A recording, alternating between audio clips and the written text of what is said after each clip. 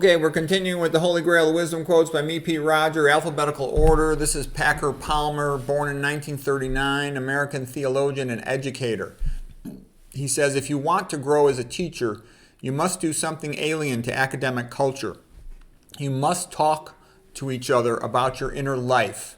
This is a risky thing to do for professionals that fear the personal and seek safety in technical, being distant and abstract. And what I'm saying is it's true. If you remember your best teacher, like what teacher did you actually like in high school?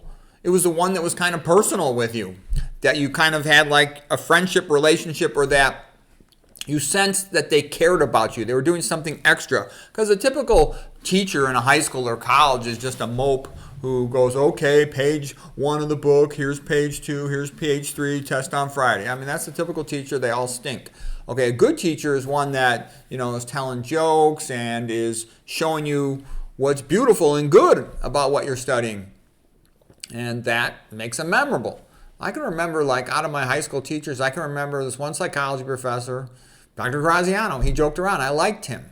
I could recommend my English teacher, Mrs. Schultz. She was nice to me. She said, Peter, I think you have potential in school. So keep working at it. You're doing good. I know you don't care about that much about school. But she goes, but keep working.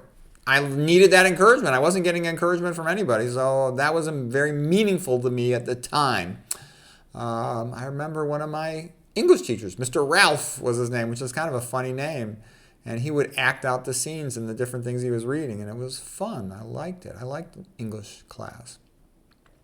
All right, anyways, next quote from Packer Palmer. They said that all the bad teachers were the same. Yeah, exactly. Mopes that just read out of the book. Okay, yeah, and I tell you, I had another experience when I was in med school. I had this one pathology teacher, Dr. Kirschenbaum, okay? And, pathology, I really wanted to learn pathology. That's the study of diseases. And he would say things to us like, there are 4 categories of cancer. There is carcinoma of epithelial surfaces. That means lining a tube, like your esophagus, your intestinal tract, colon cancer stuff. Number 2, there are sarcomas, like the musculoskeletal, soft tissue, connective tissue, things like your bone tumors and whatnot. Number 3, there are lymphomas, cancers of the immune system. Number 4, there are melanomas, sort of its own unique category. Those are the 4 categories of solid tumors. And as simple as that sounds, we had heard all these different things. That made so much sense. And he would do that for every subject. I told my dad, this guy's a great professor. I feel like I'm really understanding pathology now. Before, it was very difficult to understand. My dad goes, you're going to remember that guy all your life. I'm like, oh, yeah, right, Dad. There's going to be lots of great professors. My dad goes, no, there's not. You're going to count your great professors on one hand. And so I always remember, I was first in my class, 333 students in pathology. I won the award for the best student in that subject. But I loved it. And I hung on every word that guy said. He was so great. He was a pathologist himself. He really knew pathology, and he enjoyed teaching us. We could tell. We loved it. All right, Parker Palmer. Good teaching cannot be reduced to technique, because good teaching comes from the identity and the integrity of the teacher. Yeah, their personality is a big part of it. Good teacher knows the material well, but they also kind of put on a show. They make it fun. They make it interesting, engaging, memorable, so you want to learn it. You want to remember it. Okay, Parker Palmer. He says, if a space is to support learning, people need to be able to speak freely. Only when people can speak their minds does education have a chance to happen. Yeah, I had a student who was attending one of these prestigious Ivy League-like universities, and I talked to her. This was when she was in college. And she told me how she hated the school. I said, well, why don't you transfer out? She goes, oh, no, because it's a prestigious school. I said, all you ever say is how terrible it is, but you won't leave because it's so prestigious. And she said, yeah, her English teacher, this is her college English literature professor, was like a transsexual, and everybody had to use the correct pronouns. And if you got the wrong pronoun, it would be detracted from your grade. And all your papers were graded for political correctness. They said they hated the class. It was the worst class. You're always afraid to say anything because there's so many social political correctness rules. You don't know if you're going to break a rule, so everyone's scared to talk. And they're scared to get, points off their grade because they use the wrong pronoun. It was insane. What has that got to do? The English literature is based on Greek culture and the Bible, okay, and daily life, all right? It's not based on this modern craziness.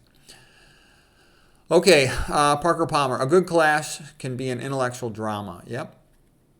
Students will forget what you say, but they'll remember how you made them feel. Yeah, modern authors have stolen that quote, by the way. That's an older quote. Okay. Anyways, the next person we're going to do in this session of letter P's, we'll do Thomas Paine, 1737 to 1809. So Thomas Paine became real famous in the United States because he wrote the Common Sense pamphlet before 1776. And it's only 47 pages, but that sort of galvanized everybody's attention. It's got the famous opening, "These are the times that try men's souls." Okay, so that's real sort of good writing. He's an English-born guy, and, he was friends with a lot of the founding fathers. He was a bit of a jerk. I'll tell you, the more you study him, you won't like him, but he still was smart, and he still said some good things. He was atheistic and sort of like, what are you going to do with that? Anybody's an atheist. They're always screwed up in their mentality. They usually end up being pretty vicious. But anyways, what are some other things he said? He said some good things. He said, "He who dares not offend cannot be honest." That's why you have to have free speech, because people have to be allowed to say offensive things. Because a lot of people take it as offensive anytime you disagree with them. And if you can't ever disagree, then you really can't make progress. No country can call itself free if it is ruled by an absolute power. The worst tyrannies are always perpetuated in the name of the noblest causes. Yeah, they just declare whatever they want is good and whatever disagrees with them is bad, and anybody disagrees with them, "Oh, that's hate speech, that's blasphemy." Yeah, give me a break.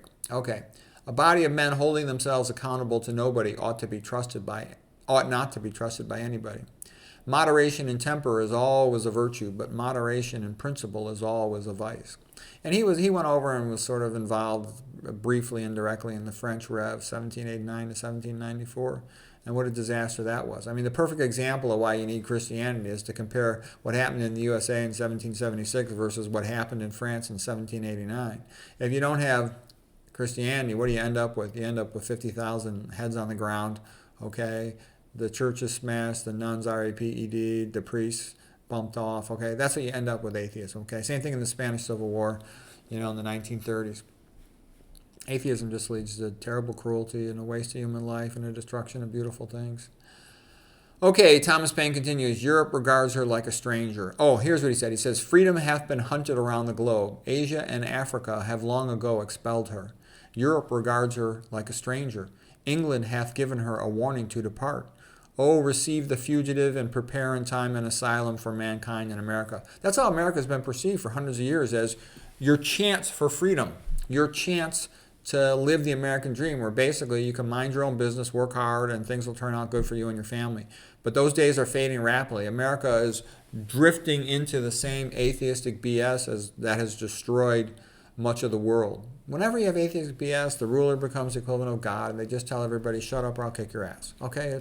And then no one's allowed to create anything because everything that's new and different is offensive. It's like you're not allowed to make a discovery in modern medicine because everything is offensive. Oh, you're trying to cure the patient, then you're bad. It's like a bad time to be a doctor if you have a high IQ, because you're not allowed to help the freaking patient unless you're selling a drug, and drugs don't work for most things other than replacement drugs. Then you're bad. So it's like, okay, what do you want me to do? Just let the patient be sick. We all know the protocol doesn't work. We'll just keep doing the protocol even though we know it's BS, because we're not allowed to teach them about nutrition, toxicology, or anything else. Anyways, I think that might be it for Tom Paine. Let's see if I got anything else for Tom Paine. That's it for Tom Paine. Okay, hope you found that helpful.